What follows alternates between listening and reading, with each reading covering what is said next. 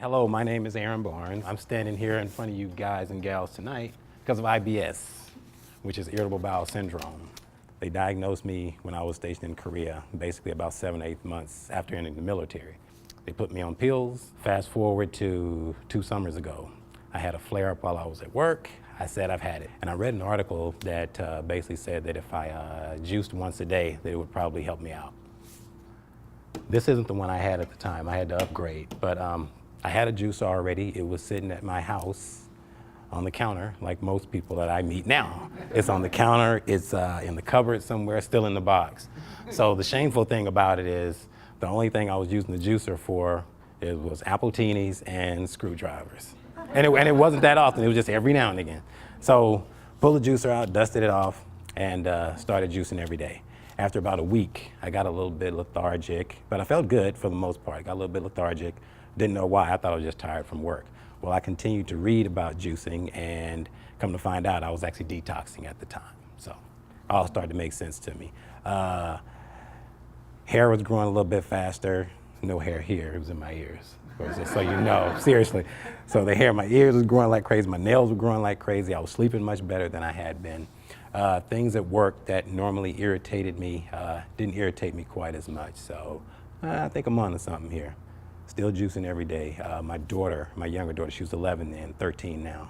She started juicing with me. So it was week on, week off for her. She had these eczema patches on her arms, and after about 3 months, they cleared up. So that pretty much told me that, you know, we're vitamin nutrition deprived from most of the processed foods that we eat. So I guess I'll throw out the first question. So I've been asked by quite a few people, what's the difference between smoothies and juice? Smoothies have pulp in them. So your digestive tract has to go through the process of moving that through your system. So if you think of whatever your smoothie combination is, has a lot of vitamin K or whatever, the vitamin B, C, whatever's actually in it. So it's going to take a while for your body to absorb all of that. Juice, on the other hand, just being liquid, it is immediately absorbed, 15, 20 minutes. It's absorbed, it's gone. You feel the energy burst from it, and you can move on. But of course, you know, if you chose, I mean, do both. Do both if you can. That's what I've heard from a lot of the other experts. But I get told by people that,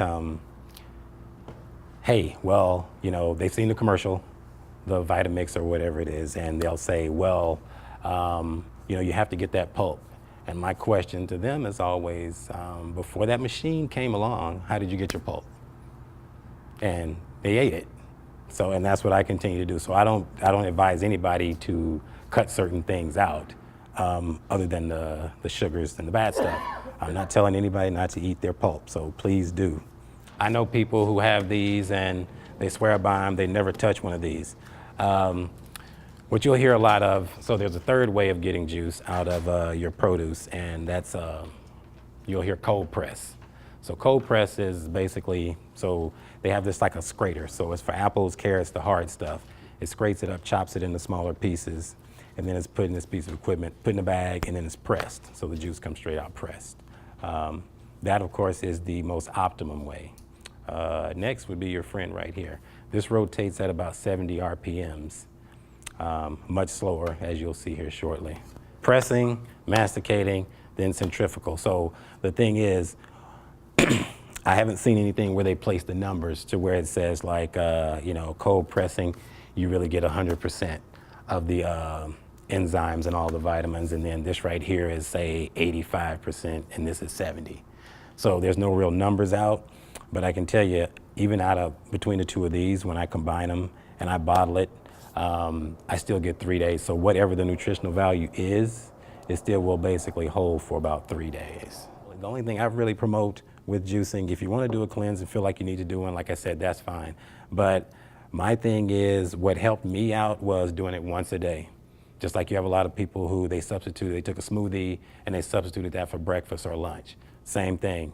So when I first started doing this on a daily basis, if I drank it about 8:30 in the morning, my body wasn't used to absorbing it as fast back then, so I wouldn't be hungry until like 11:30. But after that 2-3 month time frame came around, I got to where an hour after I was hungry. So I was absorbing it a lot faster. So when you want some greens and say, hey, I wasn't going to eat any kale and cucumber today anyway, yeah, you throw it in a juice, jump in your car, you're driving off to work or to play, and yeah, you were able to consume, what is it they say we should have, what is it, between 5 and 9 servings? So yeah, well, let's say you ate 1.5 servings and then you drank a cup of juice that day. So let's say you didn't get to 9, but say maybe you got 7. So it's helping you get some things in you wouldn't normally get in. A lot of people tell me, hey, well, you know, I tried so-and-so's juice and, you know, it's too green. It's too green. So what I've done is give them about half an apple more, which cuts that out for them, and it's palatable enough for them. So it's not like they're drinking syrup, and it's not like they're drinking a salad either. So it meets somewhere in the middle and they can get it down.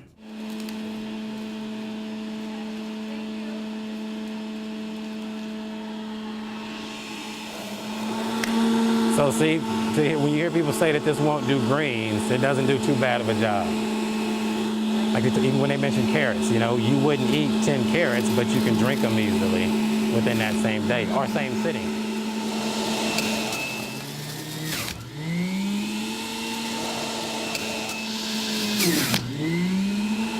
Pulp. Actually, I give it to, I have friends of mine that I have chickens. I compost some of it. Well, I have, it depends on what I'm making. I've done oranges and blueberries together, and then I've taken the pulp and put it in a waffle mix. Good. What was the other green? Is that spinach? Or? So it's spinach, kale, cucumber, and celery. What's the difference between the lower end and the higher end? I guess The speed of the motor.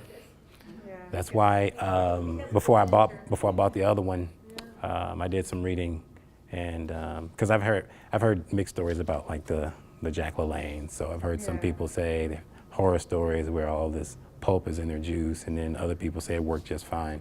But what I've read initially is the speed of the motor. You want a motor that runs faster. I can literally drop a carrot in this one and the other one that I had, and this one will start to eat it up by itself. So clean up.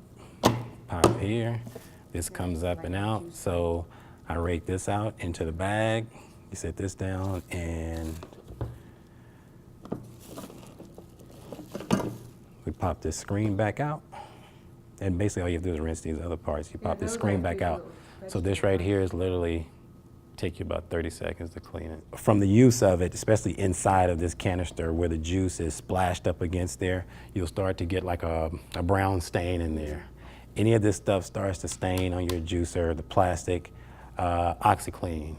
5-gallon bucket, fill it up, 2 scoops of OxyClean, and let it sit overnight. We'll run some over here on centrifugal. And with either juicer, especially with your greens, you always want to ball them up as much as you can. You usually try and juice the products that are in season? For the most part, I will, but this right here is one of my primary ones, so I have to, you know, kind of run around for this one. So did you use spinach in your centrifugal one as well? Mm-hmm. Yeah. Yep, spinach went in there. Do you just like apple and then spinach? So no, actually I put all the greens in there at one time. So I kind of cheat. I use the celery stick, right? And I'll bunch kale up and push it down in there beside it. And then I put the ginger and the lemon, and then this upper portion of the celery stalk, I'll use, I put the spinach. I bunch that up and push that in there with it. So this stick actually helps, you know, the rest of it goes there. I've read certain things too where there's, as far as mixing different fruits with different vegetables, it's kind of said that the apple is the only neutral one that can go with any fruit and can actually go with any vegetable. Yeah. Thank you. So happy juicing, ladies and gentlemen. Yeah, thank you. Thank you for having me.